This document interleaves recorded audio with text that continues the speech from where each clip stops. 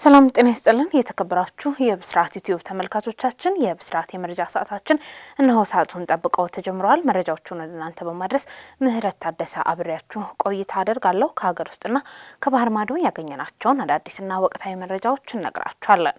በቅድሚያም የሀገር ውስጥ መረጃን አስቀድማለሁ። የስነ ምግባር ጥሰት በፈጸሙ 54 ሰራተኞች ላይ እርምጃ መውሰዱን የኢትዮጵያ ኤሌክትሪክ አገልግሎት አስታወቀ። በ2018 በጀት ዓመት ባለፉት 5 ወራት በኢትዮጵያ ኤሌክትሪክ አገልግሎት ዲጂታል የሙስና መረጃ መቀበያ ስርዓትና በሌሎች አማራጮች ከቀረቡ ጥቆማዎች ውስጥ 54 ሰራተኞችና አመራሮች ጥፋተኛ መሆናቸውን ተረጋግጦ እርምጃ ተወስዶባቸዋል። ተቋሙ ተግባራዊ ባደረገው የዲጂታል ሙስና ጥቆማ ማቅረቢያ በቀረቡ ጥቆማዎች መሰረት በ5 ወራት እርምጃ ከተወሰደባቸው ሰራተኞች መካከል 10 የጽሁፍ፣ 37 የደሞዝ፣ 2 ከቦታ የማንሳት፣ 5 ስንብት በድምሩ 54 ኃላፊዎችና ሰራተኞች ላይ እርምጃ ተወስዷል። ከስራ እንዲሰናበቱ የተደረጉ ሰራተኞች በስነ ምግባር ጥሰት ምክንያት ሲሆን ይህም የጥቆማ መቀበያ ስርዓቱ የፈጠረው ምቹ ሁኔታ ደንበኞች የሚሰጡት ጥቆማ ዋጋ ያለው መሆኑና የሚታዩ ብልሹ አሰራርን ለመታገል ተቋሙ እያደረገ ያለው ቁርጠኝነት የሚያሳይ ነው። ተቋሙ ከደንበኞች የሚቀርቡ ጥቆማዎችን ተቀብሎ በማጣራት አስፈላጊውን ምላሽ ለመስጠት ያስችል ዘንድ የሁሉም አካላት ተሳትፎ አስፈላጊ ሲሆን የዲጂታል ጥቆማ መቀበያ ስርዓቱን በመጠቀም በአገልግሎት አሰጣጡ ላይ የሚታዩ የሙስናና ብልሹ አሰራር ችግሮች ላይ ጥቆማዎች እንዲያቀርቡ ያበረታታል።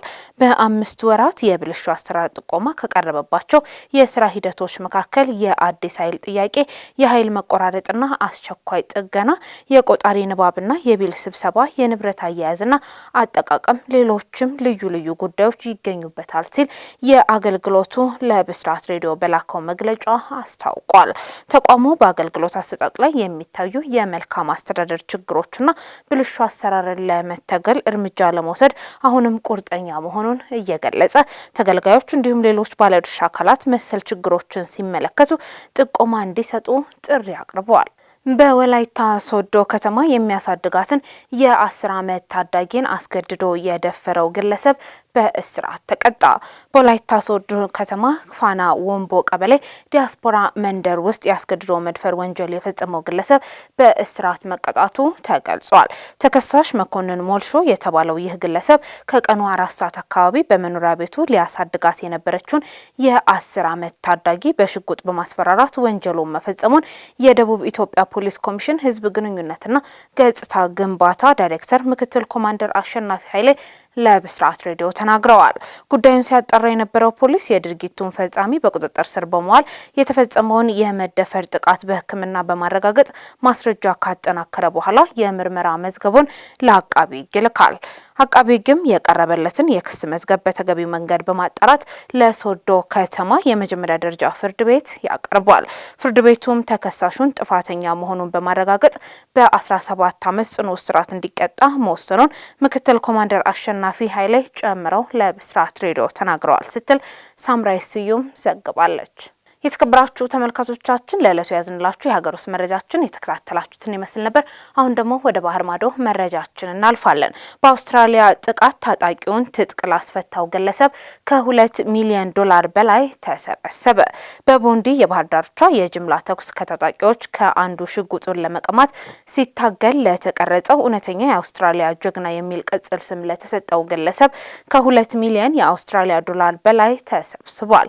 የ43 ዓመቱ አህመድ አልአህመዲን ከታጣቂዎች በአንዱ ላይ ትጥቁን ለመቀማት ሲታገልና መሳሪያዎቹን ሲይዝ የተረጋገጠ ቪዲዮ ተጋርቷል። በተከፈተው የእርዳታ ማሰባሰቢያ ጎፈንድሚ ገጽ አህመድ ለመደገፍ ከተኩስ ማግስት ጀምሮ እንቅስቃሴ የተደረገ ሲሆን $2 ሚሊዮን 150 ሺህ የአውስትራሊያ ዶላር በላይ ገንዘብ ተሰብስቧል።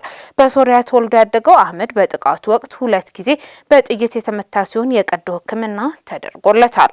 የፍራፍሬ መሸጫ ባለቤትና የ2 ልጆች አባት የሆነው አህመድ በአውስትራሊያ በጠቅላይ ሚኒስትር አንቶኒ አልባኔዝና በኒው ሳውዝ ዌልስ ፕሪሚየር መሪ ክሪስ ሚንስ በተኛበት ሆስፒታል ተጎብኝቷል።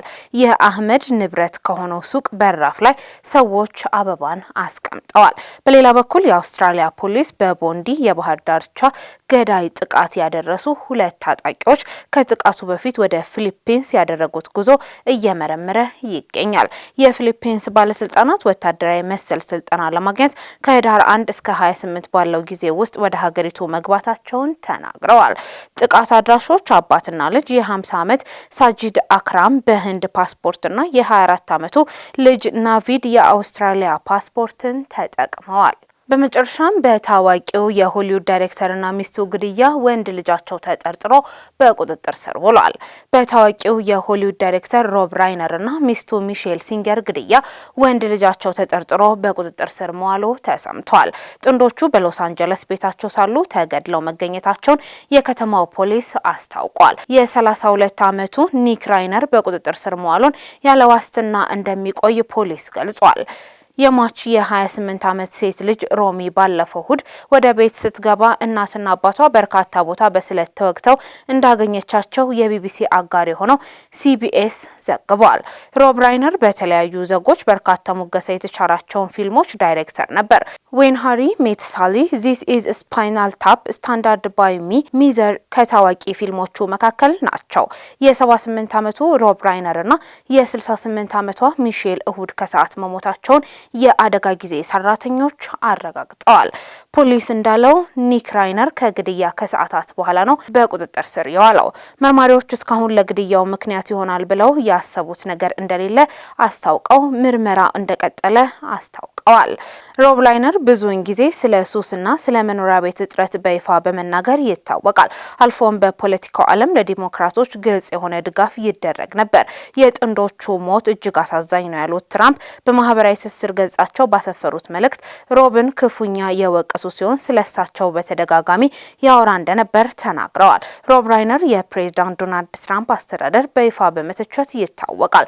የቀድሞ የትራምፕ አጋር የሆነው ማርጆሪ ቴይለር ግሪንን ጨምሮ በርካታ ሪፐብሊካኖች ትራምፕ በማህበራዊ ሚዲያ ገጻቸው ያጋሩትን መልእክት ትክክል አይደለም ሲሉ ተችተዋል።